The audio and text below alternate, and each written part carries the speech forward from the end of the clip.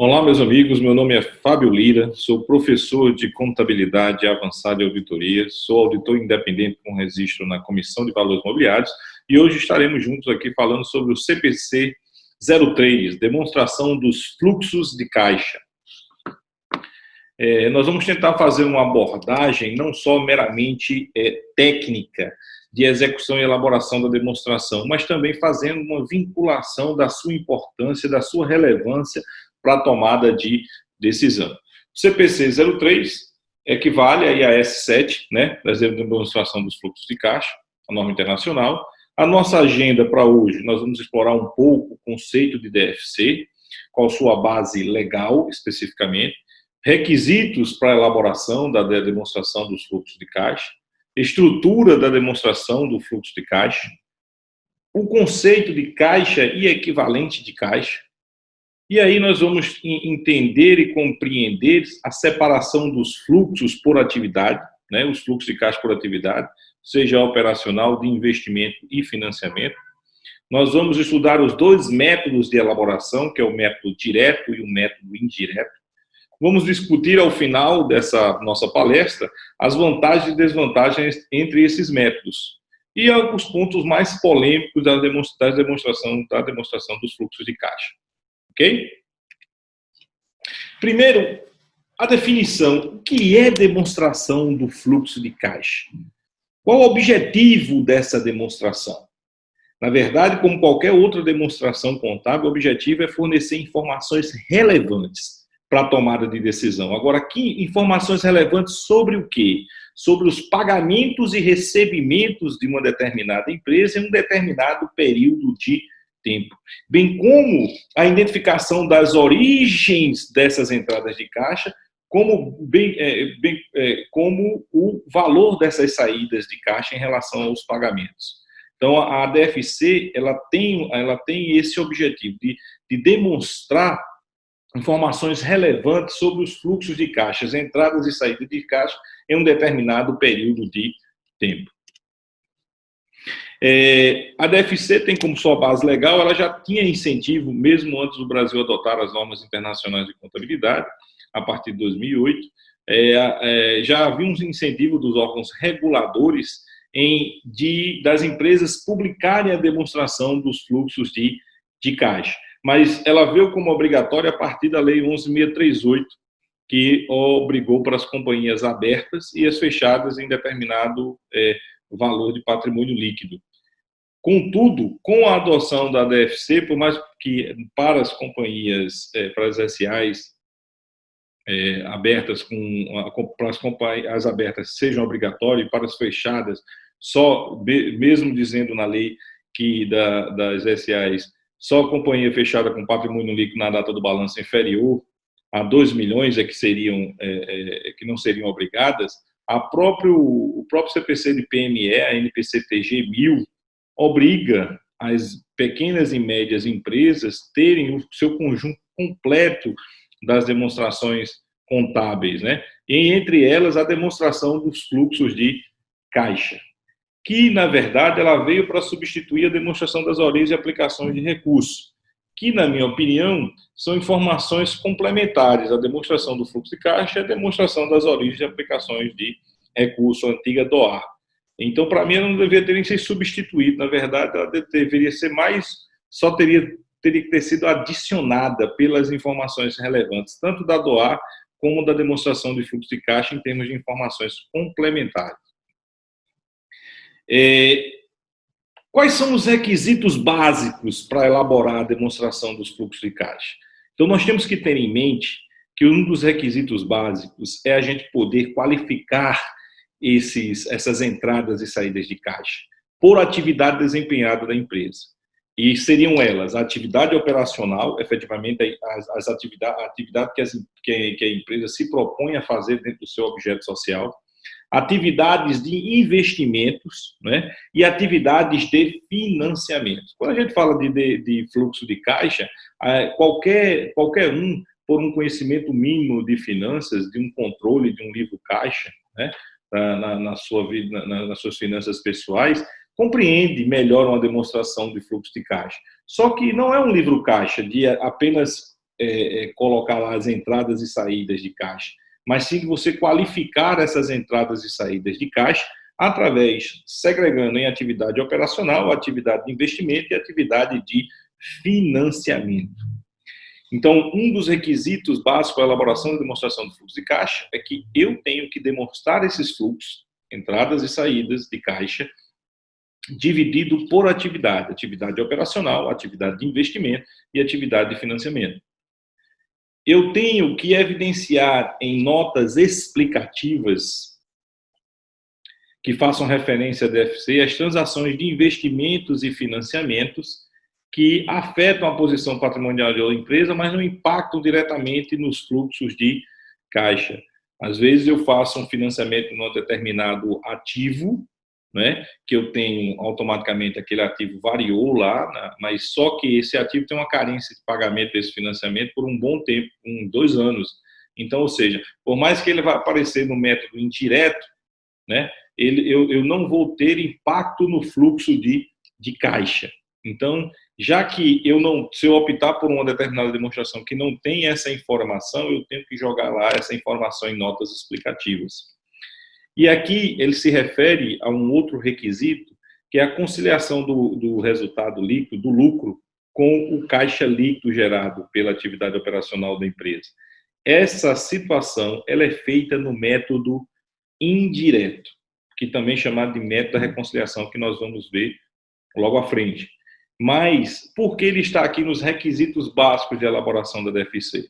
Porque se eu opto pelo método direto, que não tem essa informação na demonstração, que é a conciliação do lucro econômico com o lucro financeiro, eu automaticamente tenho que colocar isso em notas explicativas. Por isso que dentro dos requisitos de elaboração da DFC, esses requisitos são os requisitos mínimos que não podem deixar de ser evidenciado, ou na demonstração do fluxo de caixa, ou em notas explicativas. São informações importantes que o usuário da informação contábil necessita ter, seja, ora, na própria demonstração do fluxo de caixa, e na omissão dela nas notas explicativas.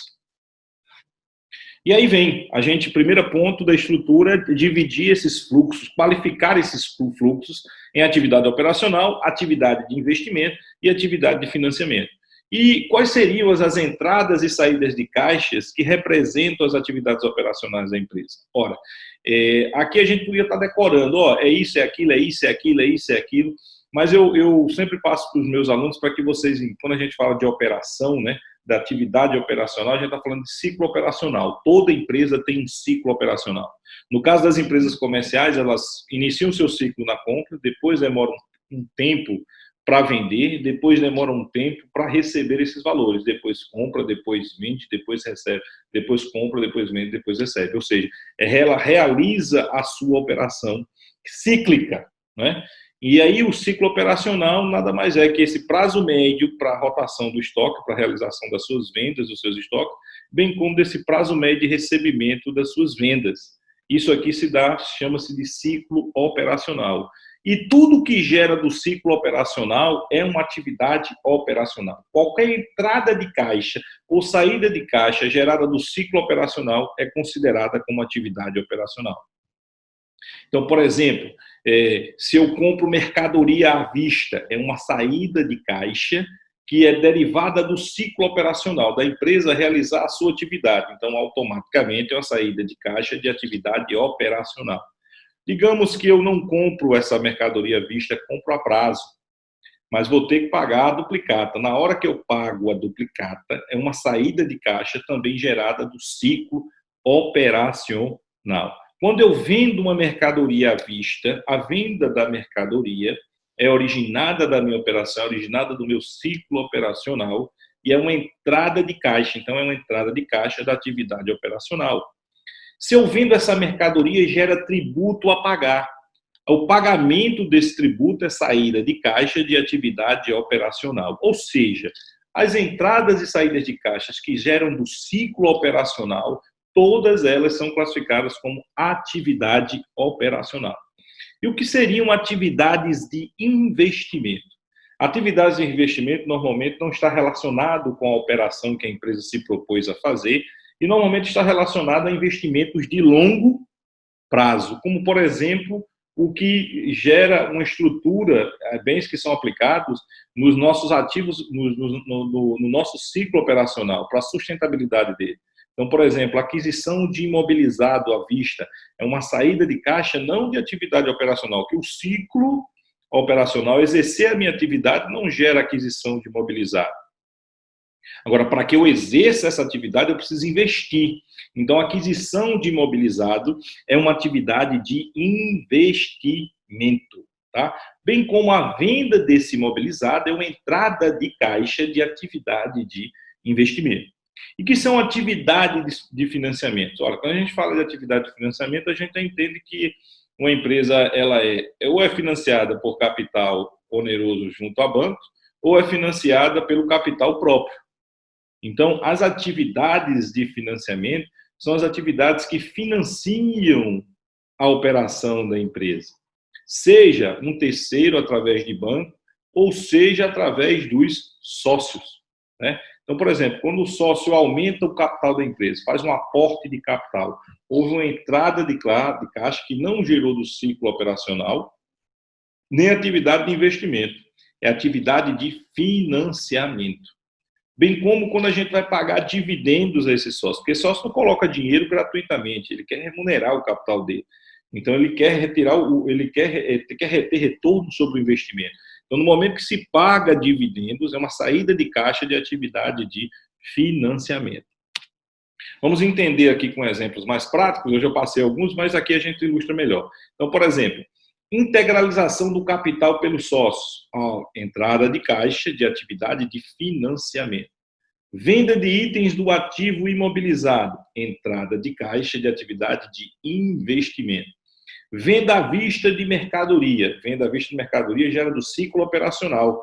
Então, ou seja, venda à vista é uma entrada de caixa de atividade operacional. Se eu vendo a prazo e quando eu vou receber a duplicata, recebimento duplicata, entrada de caixa de atividade operacional.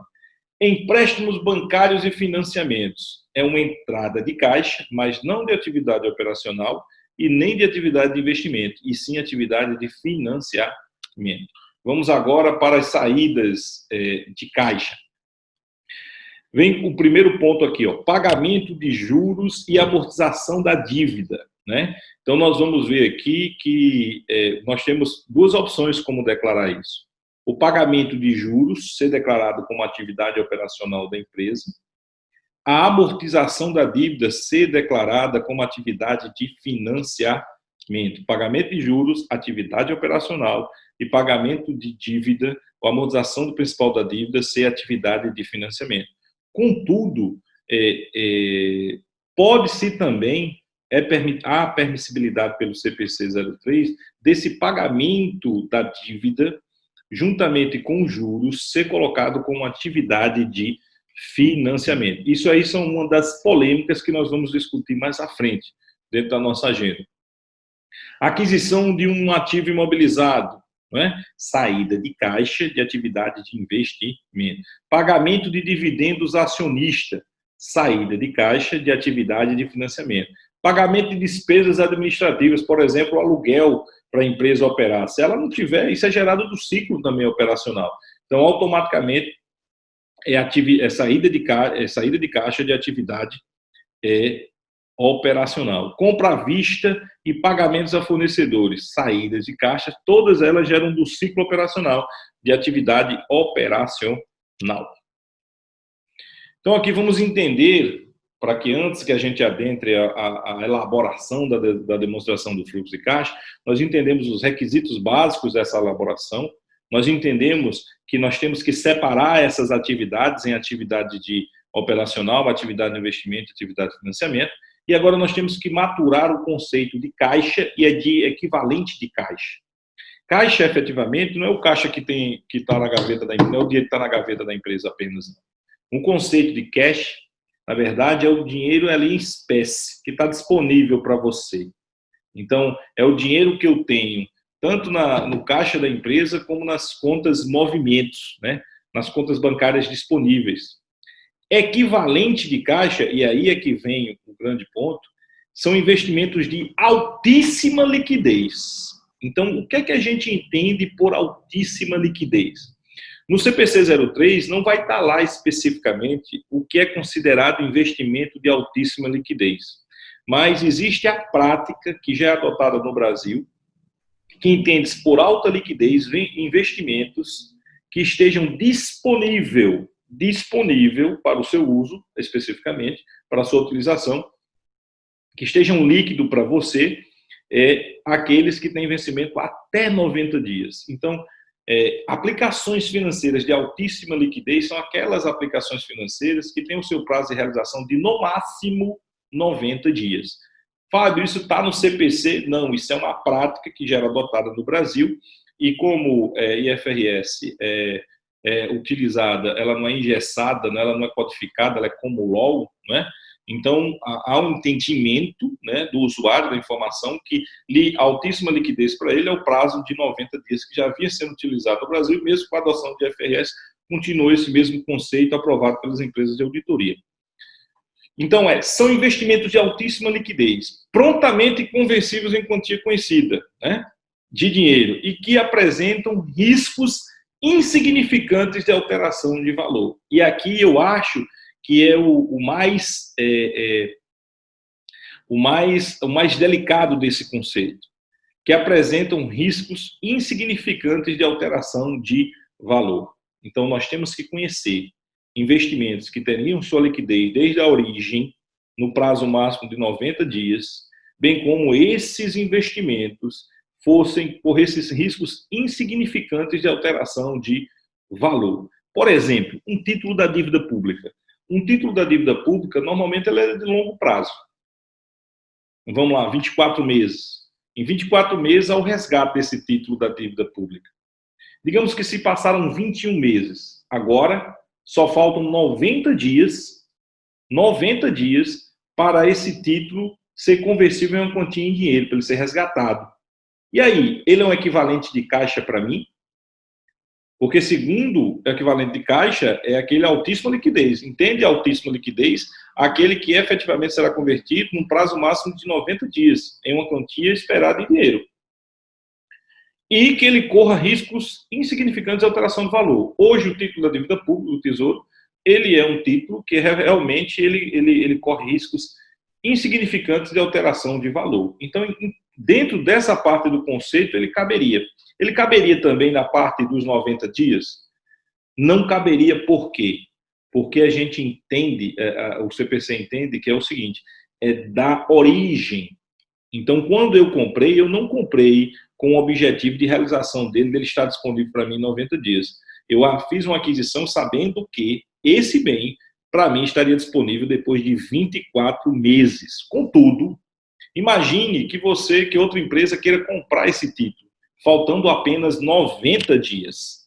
Então, essa empresa que comprou esse título agora, faltando 90 dias, vai ser para ele um equivalente de caixa. Mas, para mim, para a nossa empresa, não seria equivalente de caixa, porque não foi da origem, né? O prazo original não eram 90 dias, e sim 24 meses para a sua realização de uma quantia esperada em dinheiro e conhecida. Mas para quem ele comprou agora, que comprou com o entendimento que terá a liquidação, será liquidado dentro do prazo de 90 dias, para ele é um equivalente de caixa. Porque títulos do governo, da dívida pública, são investimentos de altíssima, no caso, para ele está sendo de altíssima liquidez, porque ele adquiriu agora, um prazo de vencimento é 90 dias, bem como também são títulos que correm riscos insignificantes de alteração de valor. Então, ficamos maturado o conceito de equivalente de caixa, nós vamos estar agora aptos a fazer e elaborar as demonstrações do fluxo de caixa, sabendo dos requisitos básicos, entendendo os requisitos básicos, como também entendendo essa separação, né, de atividade operacional, fluxo de atividade operacional, fluxo de atividade de investimento, fluxo de atividade de financiamento, e bem como o conceito maturado de equivalente de caixa.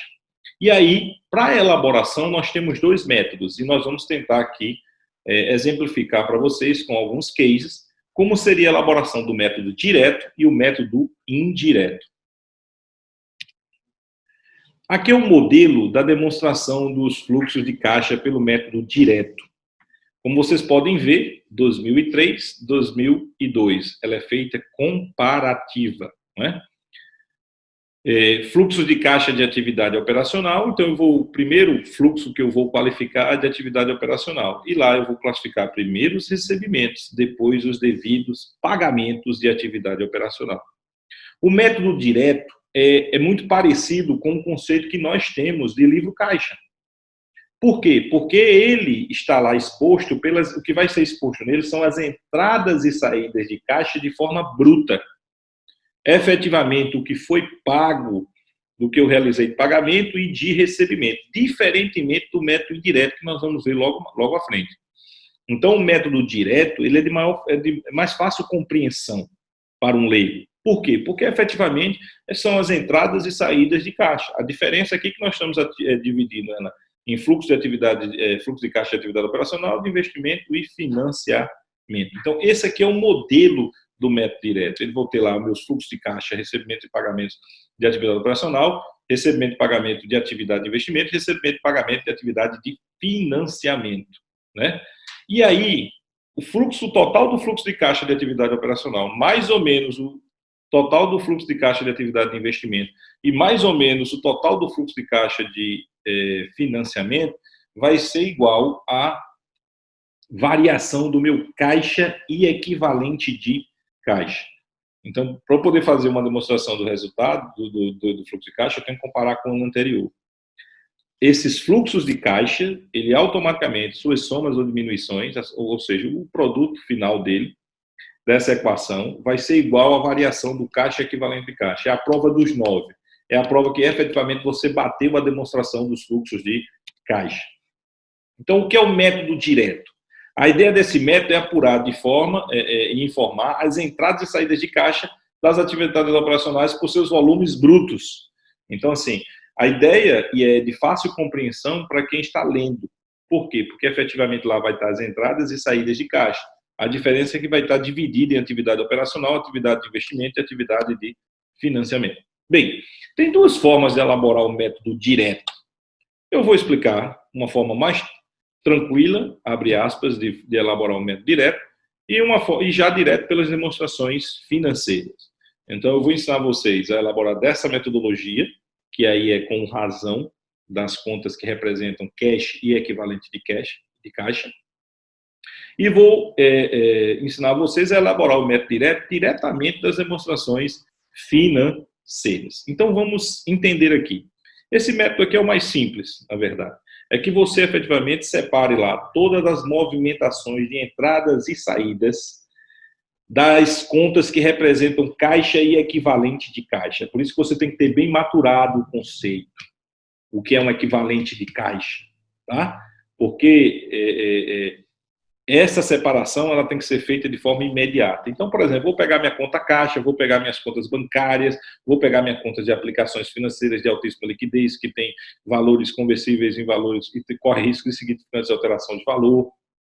Vou pegar a movimentação de entrada e saída dela e vou juntar tudinho num único fluxo, que isso normalmente é feito nas empresas.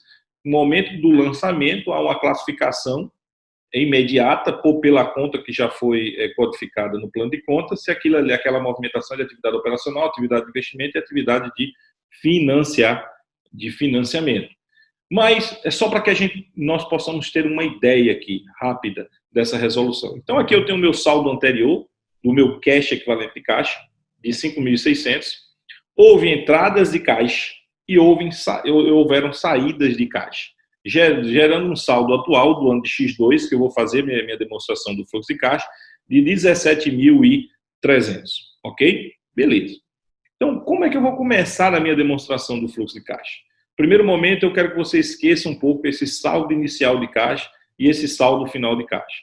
Vamos para as entradas e saídas de caixa. Nós vamos olhar aqui por várias informações vários dados que nós temos, agora vamos qualificar esses dados. Vamos primeiro qualificar as entradas de caixa e depois as saídas de caixa, nos fluxos de operacional, investimento e financiamento, conforme os conceitos que nós abordamos anteriormente.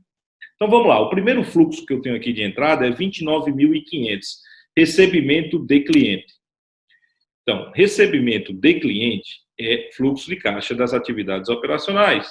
Recebimento de cliente, automaticamente, entrada de 29.500. Voltando. O próximo fluxo de caixa é venda do imobilizado. Então, é uma entrada de caixa de que tipo de atividade? Como ela não gera do ciclo, atividade de investimento. Então, 15 mil vem para aqui para fluxo de caixa, venda do ativo imobilizado, uma entrada de caixa no valor de 15 mil. Depois eu tive aumento de capital. Aumento de capital é uma atividade de financiamento. Então, seria uma entrada de caixa de 10 mil reais por atividade de financiamento.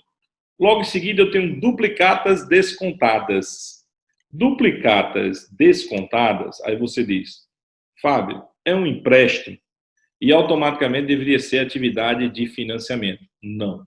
Duplicatas descontadas nada mais é do que uma antecipação de receita.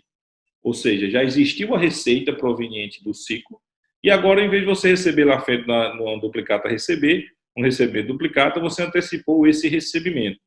Então, está lá no CPC 03, qualquer antecipação de uma receita já gerada, seja antecipação de cartão, antecipação de duplicatas, automaticamente é uma entrada de caixa de atividade operacional, porque ali está representando uma receita já gerada no ciclo, ou seja, é um fluxo que já foi gerado do ciclo. Então, entrada de caixa de atividade operacional. Em seguida, nós tivemos empréstimos. Empréstimo sim. Entrada de caixa de atividade de financiamento. Depois nós tivemos uma receita financeira de 300. Olha, é resultado, faz parte da operação da empresa. Então, entrada de caixa de atividade operacional. Gerou do ciclo. Agora vamos para os pagamentos. 21 mil reais pago de salário. Poxa, pagamento de salário gera do ciclo? Gera do ciclo. Por exemplo, para eu vender aquela mercadoria, eu tenho que ter pessoas que estão ali, vendedores. Para eu poder processar tudo ali no caixa, eu tenho que ter uma pessoa ali no caixa. Então, todo esse salário, todos esses custos geram da minha operação, geram do ciclo operacional. Então, é saída de caixa de atividade operacional. Salário, saída de caixa de atividade operacional. Dividendos, pagamento de dividendos, um valor de 1.500. Pagamento de dividendos, saída de caixa de atividade de financiamento. Compra do imobilizado, saída de caixa de atividade de investimento. Pagamento de imposto, se eu vendo, eu tenho que pagar imposto. Então, ele gera do ciclo, pagamento de imposto, saída de caixa de atividade operacional. Aluguéis também gera do ciclo, saída de caixa de atividade operacional. Pagamento de fornecedores também gera do ciclo. Então, pagamento de fornecedores, saída de caixa de atividade operacional. Pagamento de juros, saída de caixa de atividade operacional. Então, nós elencamos e classificamos todas as entradas de caixa e saídas de caixa, dividindo por atividade. Por fluxo de atividade, entrada e saída de caixa de atividade de financiamento, entrada e saída de caixa de atividade de investimento e entrada de caixa de atividade operacional. Então, nós tivemos um resultado, um fluxo de caixa da nossa atividade de investimento negativo. Nós tivemos um fluxo da nossa atividade de investimento negativo, ou seja, saiu mais caixa do que entrou caixa por essa atividade. Então, a gente entende também da atividade operacional que saiu, tudo que foi gerado de entrada de caixa da minha atividade operacional foi insuficiente para pagar as saídas de caixa da minha atividade. Com certeza, talvez eu esteja aí com um desequilíbrio financeiro entre o que a gente chama de prazo médio de pagamento e prazo médio de recebimento. Talvez nós tenhamos aí o que nós chamamos de ciclo financeiro. Você paga antes de receber. E nesse intervalo de pagar antes de receber, você tem que financiar esse ciclo. E às vezes esse ciclo, como você não tem capital de giro próprio, você financia, seja com terceiro ou com a própria aporte dos sócios. O normal é fazer financiar o capital de giro com recurso de terceiro. Então, vamos lá.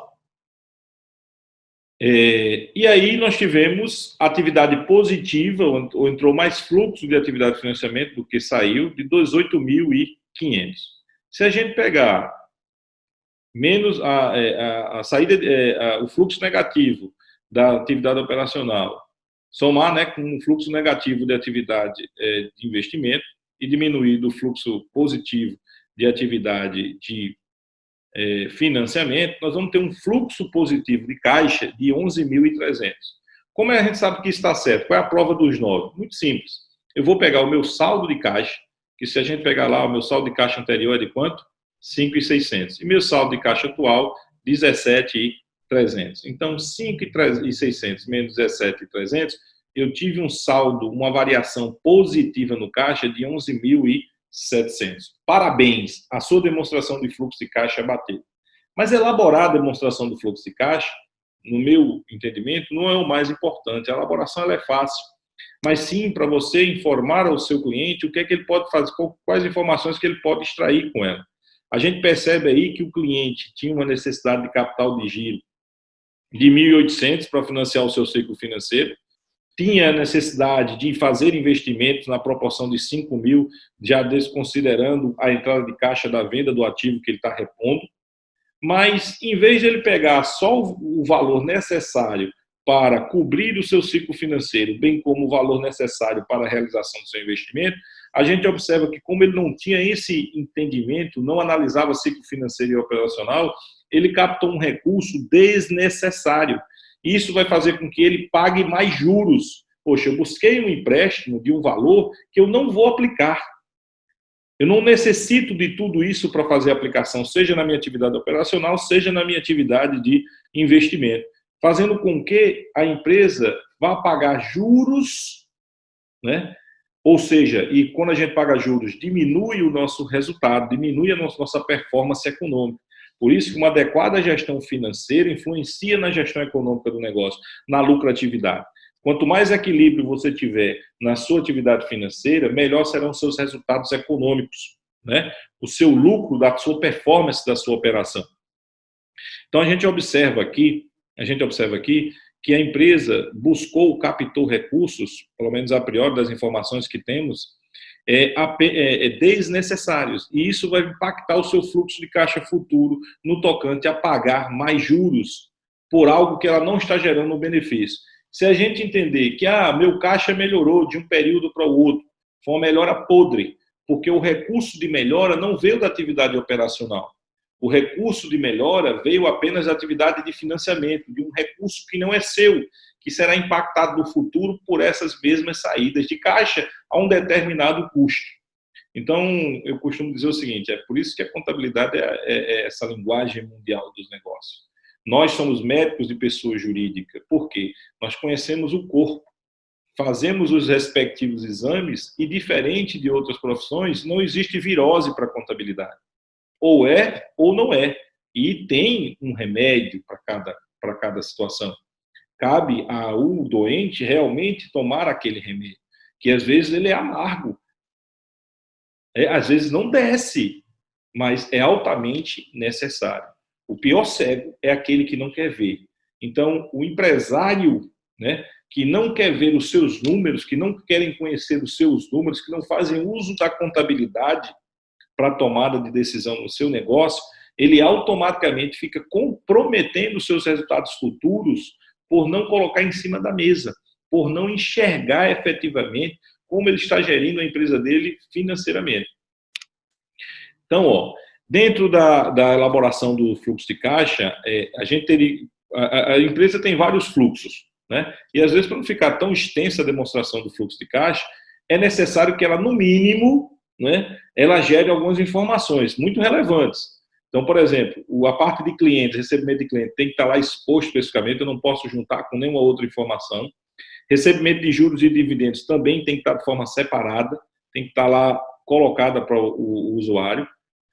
Pagamentos empregados a empregados e a fornecedores também tem que estar separado, para que a gente tenha a noção do impacto dos fornecedores no nosso fluxo de caixa. Isso também pode decorrer de compras mal realizadas, né?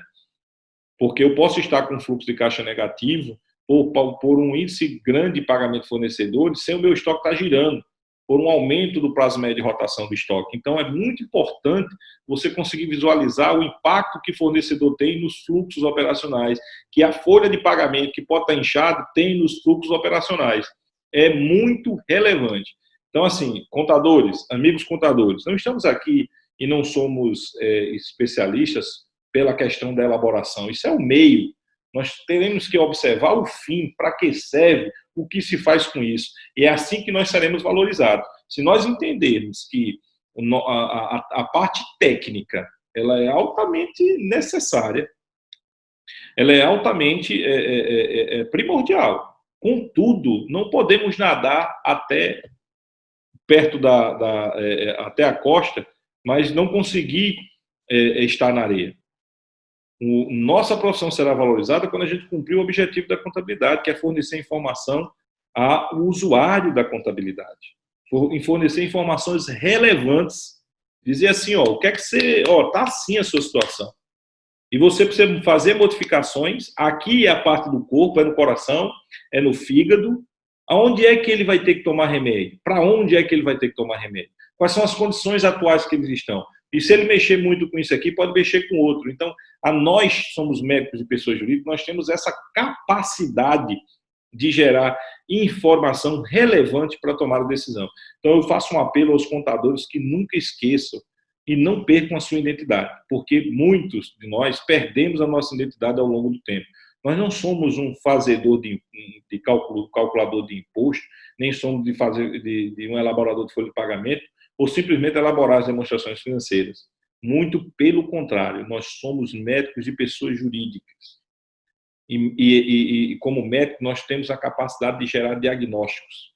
Nós temos a capacidade da cura. Cabe à cooperação do paciente. Mas nunca possamos esquecer disso, que a nossa profissão sempre será valorizada dentro dessa perspectiva, gerar informação para tomar a decisão.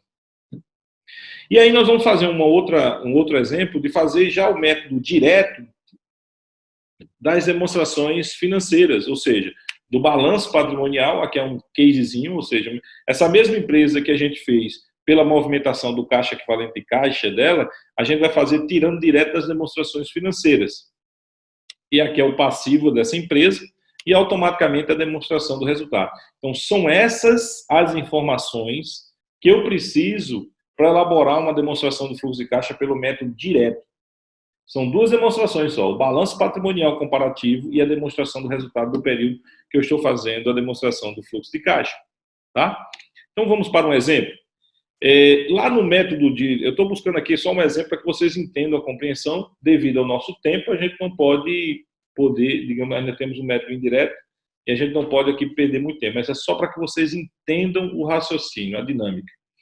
Lá nós temos no método direto pagamento de fornecedores, que foi, se eu não me engano, R$10 mil. Foi pago a fornecedores 10 mil, que a gente olhou lá no equivalente da movimentação financeira e vimos que foi pago a fornecedor no período 10 mil. Contudo, a gente pode achar esse valor direto das demonstrações financeiras. Então, como ali nas demonstrações financeiras, eu acho quanto eu paguei a fornecedor só pelas demonstrações financeiras. Simples. Fornecedor inicial, que é o que eu devia ao fornecedor, se eu somar com as compras que eu fiz aos fornecedores nesse período e diminuir do saldo final, com certeza eu tenho o valor pago ao fornecedor. Contudo, tem um problema. Onde é que eu acho o saldo inicial do fornecedor? Acho lá no meu passivo. Fornecedor, 10 mil. E fornecedor, saldo final, 23. Esse eu tenho. Só que para fazer isso eu preciso das compras. E eu não tenho a olho nu as compras na demonstração do resultado. Mas eu tenho como achar essas compras? Pela forma do CMV. Porque o CMV é estoque inicial, mas compras é estoque final. Então, se eu quero as compras, na demonstração do resultado, ela vai me dar o CMV. Está aqui o meu CMV. Não é? Ela vai me dar meu CMV. Então, se eu tenho o CMV e tenho lá no meu balanço, no estoque inicial e estoque final, automaticamente eu consigo achar as minhas compras. Então, compras vai ser igual a estoque final, mais o CMV, menos estoque inicial. Compras vai ser igual, estoque final foi de 15, mais o CMV do período lá na DR que eu achei foi de 20, menos o saldo inicial que foi de 12, total de 23. Trago para a fórmula aqui, ó, fornecedor inicial mais compras menos fornecedor final. Total pago 10 mil, batendo com o valor que a gente apurou na prova. A mesma coisa para conta de clientes, contas a receber inicial, mais o que eu vendi na demonstração do resultado, menos o contas a receber final, eu vou ter o que foi recebido efetivamente de cliente. Então, o raciocínio é esse, é muito simples. Ou você faz o método direto com a movimentação financeira, ou você faz o método diretamente das demonstrações financeiras. Só precisa de quem? Da demonstração do balanço patrimonial e da demonstração do resultado, ok? Agora vamos para o outro método. Nós chamamos de método indireto, também chamado de método da reconciliação. Esse método aí, ele não traz o que efetivamente foi pago e o que efetivamente foi recebido. Esse método diz assim, o que deixou de pagar e o que deixou de receber, tá? Interessante que essas informações, elas são complementares, né? Então, é mais fácil para o usuário olhar o método direto, porque ele já identifica os pagamentos brutos. Agora, para o método indireto, o usuário ele tem mais dificuldade. Por outro lado, o contador tem mais facilidade em fazer, por quê? Porque ele já vinha conhecer, ele já fazia a demonstração das origens de aplicações de recursos. E pelo método de elaboração da demonstração da origem de aplicações de recursos, é o método que a gente utiliza para fazer a elaboração do método indireto da demonstração do fluxo de caixa. Agora, por que também ele é chamado de método da reconciliação? Porque, diferentemente do método direto, esse método ele traz logo, inicialmente, e como sua informação principal, quanto do lucro lá da demonstração do resultado é convertido em caixa. Quanto do lucro contábil, ele se transforma em lucro financeiro. Ou seja, o meu cliente ele vai entender daquele lucro que tem lá coisas que formaram aquele lucro que não tem fluxo de caixa, efetivamente, como, por exemplo, depreciação. Né? Ele vai entender que daquele lucro ali, quanto é a performance financeira, quanto vai impactar ali no capital circulante líquido dele, quanto é que efetivamente vai impactar nos fluxos de caixa dele. Tá? Então, o método indireto é o método da reconciliação, porque o primeiro objetivo dele é demonstrar do lucro, quanto foi o lucro líquido gerado de caixa das operações da empresa.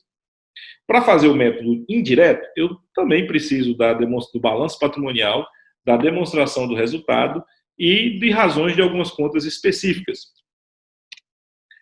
Então, o entendimento para que a gente possa elaborar o método indireto, ele é bem simples. Uma regrinha básica.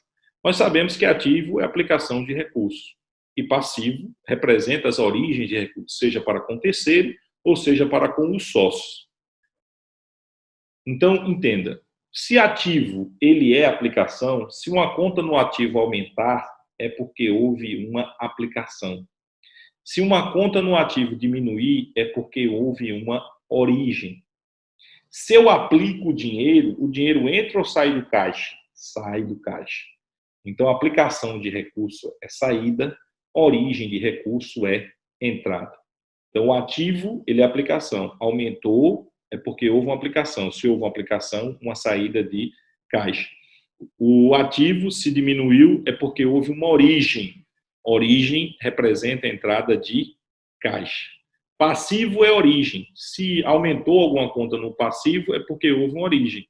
Entrada de caixa. Se alguma conta no passivo diminuiu seu saldo, é porque houve uma aplicação, saída de caixa. Bem simples, e nós vamos fazer esse uso. Aqui é a demonstração do método indireto, o modelo. E o modelo ele começa ajustando o lucro, fazendo o ajuste do lucro econômico, transformando ele num lucro financeiro. Na perspectiva financeira, quanto efetivamente daquele lucro vai se transformar em caixa, vai impactar no meu fluxo de caixa. E aí, diferentemente do método direto, que lá está lançado os pagamentos e recebimentos, aqui a gente vai ter os aumentos e diminuições. Tá? Então, um estudo de caso aqui para que a gente possa fazer a elaboração do método indireto. A subsidiária Luciana S.A. está localizada no Brasil e é controlada integral de uma companhia sediada nos Estados Unidos. Assim, com os dados abaixo, elabora a demonstração dos fluxos de caixa em reais, referente aos meses de janeiro e fevereiro de 2010, para fins de reporte ao exterior. Então, para elaborar o método, a demonstração de fluxo de caixa pelo método direto, como eu disse, eu vou precisar do balanço patrimonial comparativo. Então, o exercício aí nos pede para que a gente elabore a demonstração do fluxo de caixa de fevereiro, então eu tenho que comparar com janeiro, e de janeiro, então eu tenho que comparar com dezembro. Eu vou fazer aqui com vocês a de janeiro e vocês fazem em casa aí a de fevereiro. Então, se eu vou fazer a de janeiro, eu preciso do balanço patrimonial de janeiro e de dezembro, fazendo esse comparativo. Assim que eu olho o ativo, eu vou ter que tirar, não quero nem olhar para ele, porque o conceito que nós temos de caixa é equivalente de caixa. Então, não quero olhar para o caixa equivalente de caixa agora. A partir daí, eu vou começar a olhar para as contas. Esse método também é chamado de método da variação. Por quê? Porque ele lança a variação. Então, vamos lá. Depois do caixa equivalente de caixa, a primeira continha é quem? Duplicatas a receber. Então, diferentemente, o método indireto ele não dá o pagamento bruto nem o recebimento bruto. Tá? Ele demonstra a variação, que essa variação vai significar o quanto eu deixei de receber. Vamos lá. Então, o método direto, ele saiu de 10 mil, o saldo de dezembro, e foi para janeiro de 20. A pergunta que faço a vocês, o ativo aumentou ou diminuiu? O ativo aumentou. Se o ativo aumentou, houve uma aplicação ou origem? Houve uma aplicação. Se gera uma aplicação, é entrada ou saída de caixa? É uma saída de caixa. Então, houve uma variação negativa, né, de duplicadas a receber no valor de 10 mil. Então, vamos aqui para o balanço patrimonial.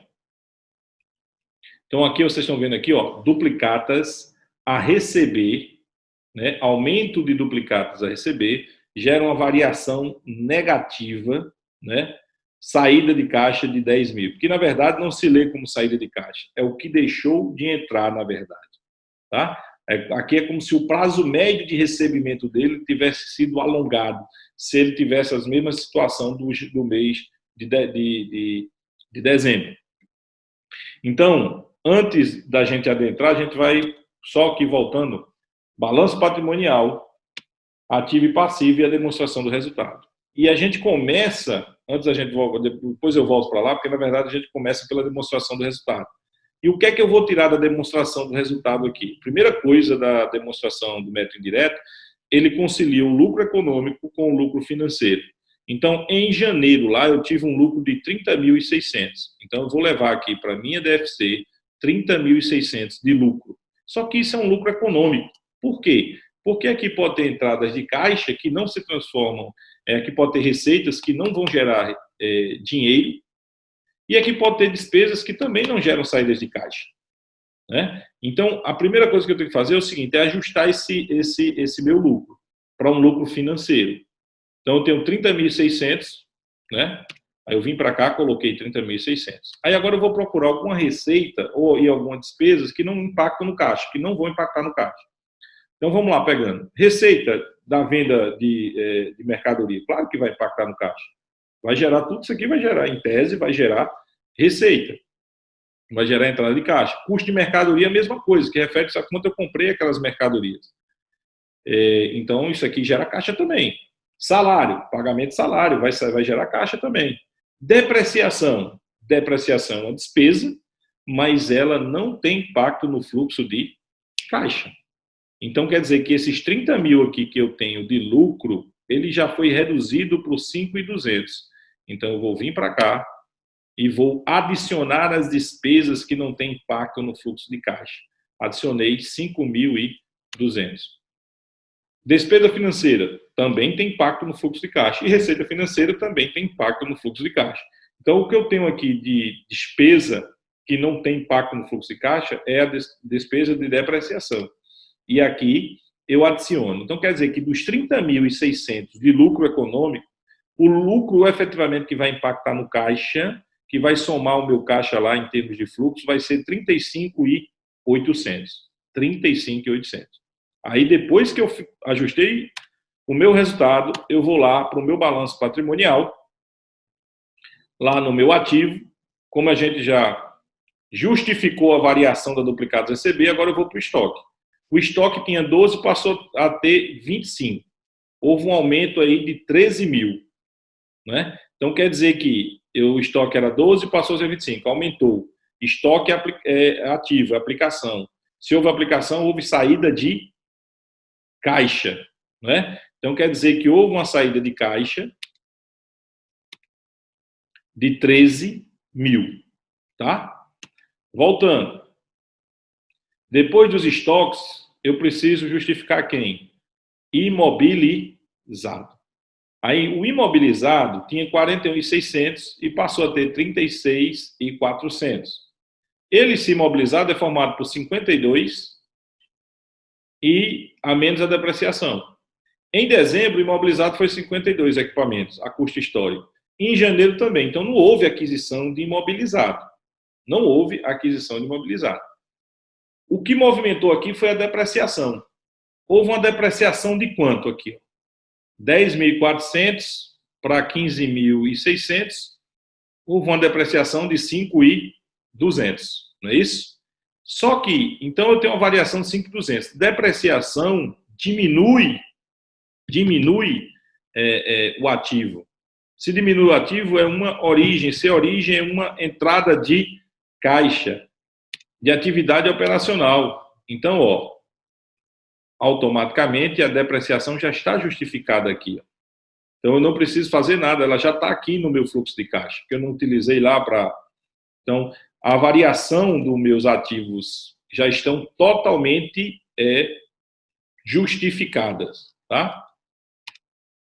Só voltando aqui para a demonstração do fluxo de caixa, o lucro é da operação, por isso que tem que estar em atividade operacional. Duplicados receber também gera do ciclo, por isso tem que estar em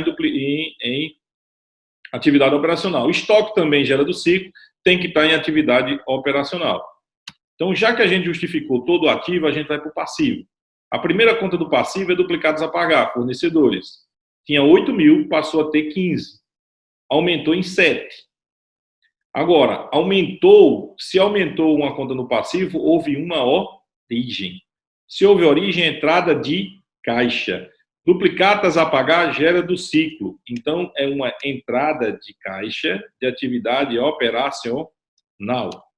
Segunda conta do passivo, salários a pagar. Tinha 1.500, passou a 3.000, variou em 1.500. Se aumentou o passivo, houve uma origem. Se houve uma origem, houve uma entrada de caixa. Pagamento de salário, na verdade, ela é automaticamente atividade operacional. Ok? Voltando para o passivo, nós temos no passivo não circulante, empréstimos que eram de 47 mil, não é isso? Passou a ser de 51.700. Houve uma variação, né?